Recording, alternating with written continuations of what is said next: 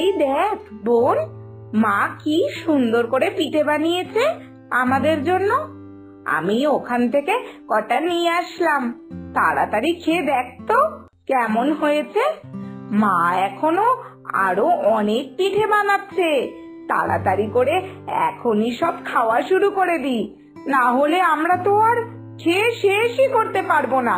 নে নে, তাড়াতাড়ি করে খাওয়া শুরু করে দে। ইস, পিঠে! না না, আমি এইসব পিঠে টিঠে খাবোই না। এইসব আবার কে খায়? পিঠে মানেই নারকেল, গুড়, মিষ্টি। না না বাবা, আমি এত মিষ্টি খেতে পারি না। তোর ইচ্ছা করলে তুই খা। মায়ের কি খেয়ে দে কোনো কাজ নেই যে এখন পিঠে বানাতে বসেছে? যাক গিয়ে যাক, তোরা যা খুশি কর, কিন্তু আমাকে বিরক্ত করতে আসিস না। আমি এসব খাবো না। এইসব তুই কি বলছিস বোন? তুইও তো পিঠে খেতে কি ভালোবাসিস, আর আমিও ভালোবাসি। তাই তো মা আমাদের পছন্দ মতো পিঠে বানাচ্ছে, আর তুই এখন এইসব বলছিস? মায়ের কত পরিশ্রম হচ্ছে বলতো, মা কত পরিশ্রম করে পিঠেগুলো বানাচ্ছে, আর তুই কিছু না ভেবেই বলে দিলি যে খাবি না।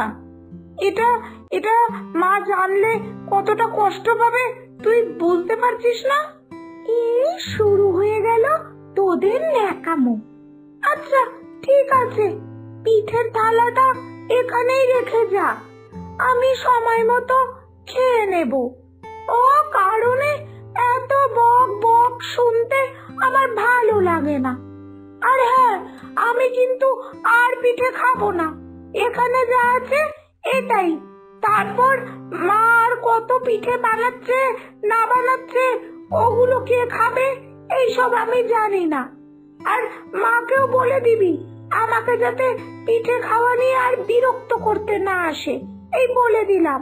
কি জানি বোন এরকম কেন করে, ওর মুখে কোনো সময় ভালোবাসা ভালো কথা এগুলো বেরোই না। ও তো নিজেই কদিন আগে বললো যে পিঠে খাবে, তাই তো মা কত আয়োজন করে পিঠে বানাতে বসেছে, আর এখন ও এইসব বলছে। মা যদি এইসব এখন শুনে নেয়, মা কতই না কষ্ট পাবে। না না, আগে যাই, মায়ের কাছে যাই, আর মায়ের সামনে বসে আমি কটা পিঠে খাই, তাহলে মা খুশি হবে। আর বোনও পিঠে খাচ্ছে শুনে মায়েরও ভালো লাগবে। বেচারি কি পরিশ্রমটাই না করছে এই পিঠে বানানোর জন্য। যাই, ওখানেই যাই।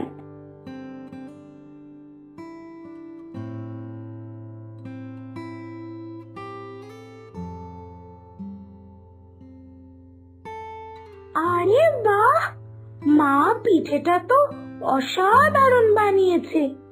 ইস, না খেয়ে কেন যে দিদিকে এতগুলো কথা শোনাতে গেলাম। এইবার যে মায়ের কাছে পিঠে চাইতে যাব তারও কোনো উপায় নেই। এত বাজে কথা বলার পর কি আর আমি পিঠে চাইতে পারি? দেখি কি আর করা যাবে, রাতে রান্নাঘরে ঢুকে লুকিয়ে লুকিয়ে পিঠে খাবো, তাহলে আর কোনো অসুবিধা হবে না। আর এছাড়া তো আর কোনো উপায়ও নেই আমার কাছে। দূর, যেই কাজটাই সহজে হয়ে যায় সেই কাজটাকেই আমি কঠিন করে ফেলি কেন কে জানে।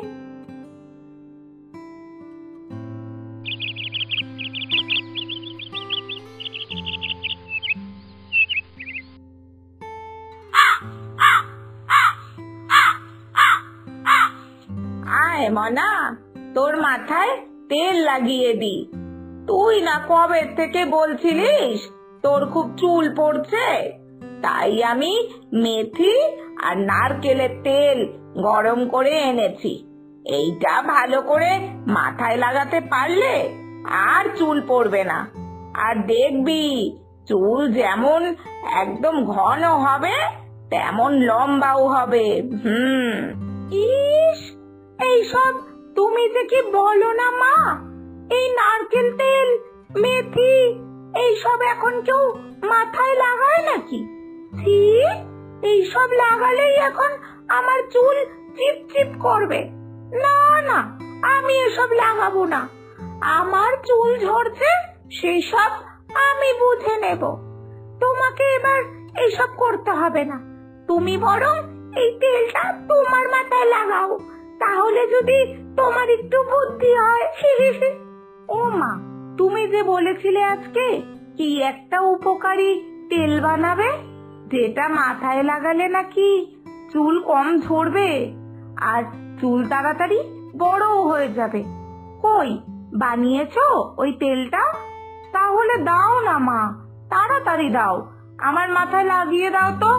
এত চুল ঝরার সমস্যা আমি আর নিতেই পারছি না। হ্যাঁ হ্যাঁ, এই তো বানিয়েছি। চল বস, তাহলে তোর মাথায় ভালো করে তেলটা মাখিয়ে দিচ্ছি।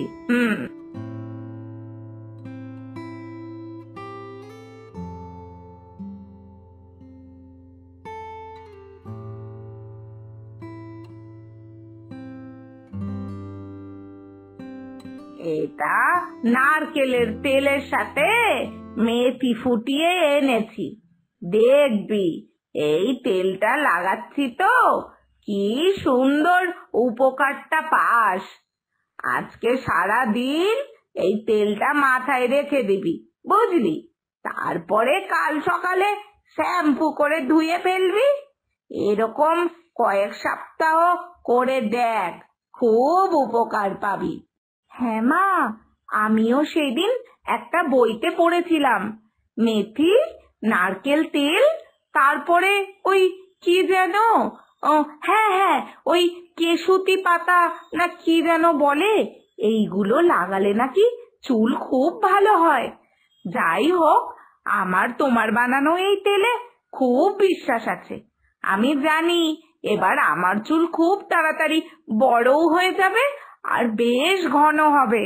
হুম, সত্যি তো, এইগুলো লাগালে চুল ভালো হয়, এটা তো আমিও জানি। তাহলে মা যখন এই তেলটা আমার মাথাতে লাগিয়ে দেওয়ার জন্য এসেছিল, তখন কেন মাকে অমন করে মুখ করে দিলাম? ইস রে, কি করি এবার? এখন যে মাকে গিয়ে বলবো এই তেলটা এবার লাগিয়ে দাও, সেটাও সম্ভব না। তাহলে মা ভাববে আমি দিদির দেখা দেখি এই তেলটা মাথায় লাগাতে চাইছি। ইস ইস ইস, কেন যে আমার মুখের ভাষাটা আর ব্যবহারটা এত খারাপ! কি করি এখন? দেখি, যদি এই তেলটা একটু বেঁচে যায়, তাহলে চুপি চুপি করে রাত্রে বেলাতেই নিয়ে মাথায় লাগিয়ে ফেলবো। দূর দূর, আমার সাথে কেন এমন হয়? সব কাজকে আমি কেন এত কঠিন করে করতে যাই? সব কাজই আমাকে এরকম চুপি চুপি করতে লাগে। দূর।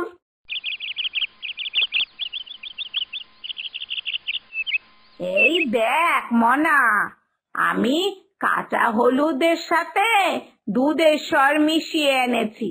মানে কাঁচা হলুদ বেটে তাতে দুধের স্বর দিয়ে এনেছি। তোরা সারাদিন এত পড়াশোনা করিস, নিজের যত্নই নিতে পারিস না। চোখের নিচে তো কালি পড়ে যাচ্ছে। নে, এটা লাগিয়ে ওই মিনিট 10 রেখে তারপরে ধুয়ে ফেল, দেখবি চোখের নিচে সব কালি উঠে গেছে। নে নে, আগে লাগিয়ে নে। ইস, কি যে বলো না মা, এইসব কেউ লাগায় নাকি?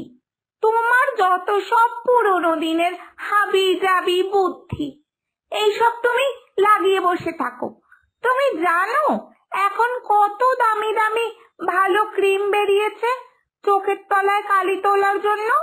আর তুমি এখন কিনা ওই হলুদ আর দুধের স্বর কি সব নিয়ে এসেছো। যত সব বুদ্ধি তোমার মাথাতেই আসে। আমাকে দাও মা, আমাকে দাও, আমি লাগাবো।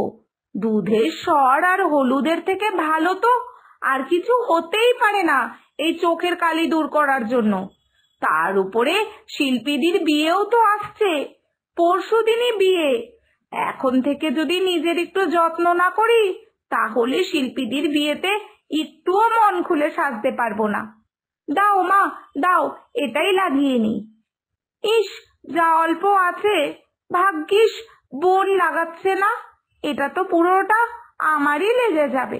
এ বাবা, আমি আবার মাকে না করে দিলাম, আর দিদি এটা লাগাতে চাইছে। এটা তো এবার লুকিয়ে লুকিয়েও আর ব্যবহার করতে পারবো না।